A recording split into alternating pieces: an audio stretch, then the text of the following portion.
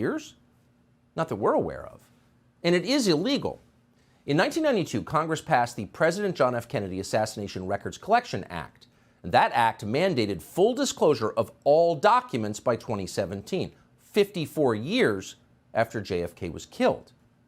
The last administration promised to comply fully with that law, but under intense pressure from CIA Director Mike Pompeo, withheld in the end thousands of pages of CIA documents. Today, this afternoon, the Biden administration did exactly the same thing. That would be thousands of pages of documents after nearly 60 years, after the death of every single person involved. But we still can't see them.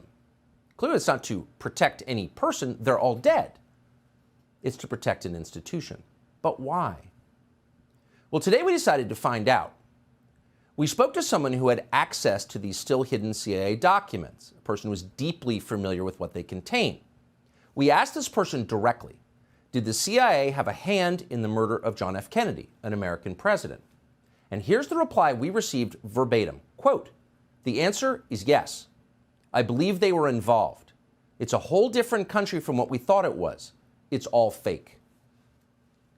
It's hard to imagine a more jarring response than that. Again, this is not a, quote, conspiracy theorist that we spoke to. Not even close. This is someone with direct knowledge of the information that once again is being withheld from the American public. And the answer we received was unequivocal. Yes, the CIA was involved in the assassination of the president. Now, some people will not be surprised to hear that. They suspected it all along.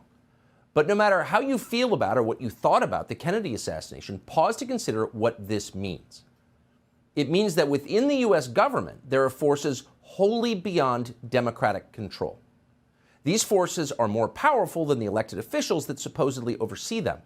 These forces can affect election outcomes. They can even hide their complicity in the murder of an American president. In other words, they can do pretty much anything they want.